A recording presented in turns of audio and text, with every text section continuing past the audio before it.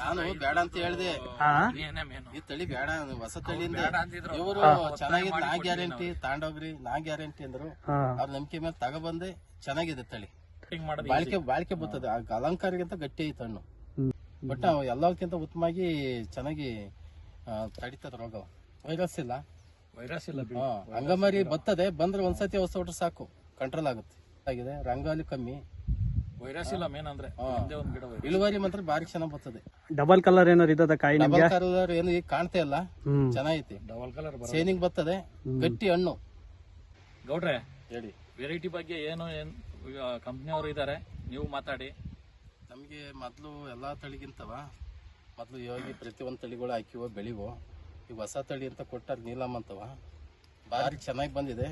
Weight ಐತಿ, colour, shining ಭಾರಿ ಚೆನ್ನಾಗಿದೆ ತಳಿ. ಬೇಸಿಗೆ ವೆರೈಟಿಲಿ 1068 1057 ಮಾಡಿದೀವಿ, ಅದಕ್ಕಿಂತ ಚೆನ್ನಾಗ್ ಬಂದಿದೆ ಇದು. ಆದ್ರೆ ಹೊರಗಡಿಕೆ ಫಸಲು ಕಾಣಲ್ಲ ಇದು, ಅಂದ್ರೆ ಎಲೆಗಳು ಮುಚ್ಚಿಕೊಂಡು ಒಳಗಡೆ ಫಸಲು ಇರುತ್ತೆ. ಫಸಲು ಇದೆ, ಹೈಟ್ ಬರ್ತದೆ ಚೆನ್ನಾಗಿ.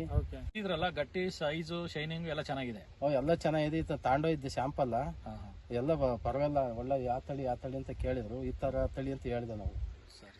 ಸರ್ ಆಮೇಲೆ ಈಗ ಈ ಸೀಸನ್ ಅಲ್ಲಿ ನೀವು ತುಂಬಾ ತಳಿಗಳು ಹಾಕಿದೀರಾ, ಈ ರೋಗದ ವಿಚಾರದಲ್ಲೆಲ್ಲ ಹೆಂಗೆ ನಿಮ್ಗೆ? 1068 ಬೇರೆ ತಳಿಗಳವಲ್ಲ, ಅಂಗಮಾರಿ ಬೀಳುತ್ತೆ ಈ ಟೈಮ್ಗೆ, ಕವಳಕ್ಕೆ ಮತ್ತೊಂದಕ್ಕೆ ಬಿದ್ದರೆ 10 ಸತಿ ಔಷಧಿ ಬಿಟ್ರೆ ಕಂಟ್ರೋಲ್ ಆಗಲ್ಲ ಅದು. ಈಗ ಹೊಡೆದ್ವ 4 ದಿವಸ ಬಿಟ್ಟು ಮಂತ್ ಹೊಡಿಬೇಕು, 4 ದಿವಸ ಬಿಟ್ಟು ಮಂತ್ ಹೊಡಿಬೇಕು. ಇದಕ್ಕೆ 1 ಸತಿ 2 ಸತಿ ಹೊಡೆದ್ರೆ ಅಲ್ಲಿಗೆ ಸ್ಟಾಪ್ ಆಗ್ಬಿಡುತ್ತೆ, ಹಂಗೆ ಕಚ್ಕೊಂಡಿರುತ್ತೆ ಹಣ್ಣು. ಕೆಲವು ಏನಾಗುತ್ತೆ, ಹಣ್ಣು ಆಗ್ಬಿಟ್ರೆ ಸಾಕು, ಹಣ್ಣಿಂದ ಗೆಡ್ಡಿ ಕಸ್ಕೊಂಡ್ ಬೀಳುತ್ತೆ. ಟೊಮೊಟೊ ಅಂದ್ರೆ ಮೇನು ಶೈನಿಂಗು ಗಟ್ಟಿ ಇಟ್ಬೋದು, ಹಣ್ಣಿದ ಬಾಳಿಕೆ ಬರ್ತದೆ. ಮಾರ್ಕೆಟ್ ಹಂಗಾರೆ ಈಗ ನಿಮ್ದು ಮುಂದಿನ ಬೆಳೆ ಏನಾದ್ರು ನಿರ್ಧಾರ ಮಾಡಿದ್ರೆ ನೀಲಂ ಬೆಳಿತೀರಾ ನೀವು?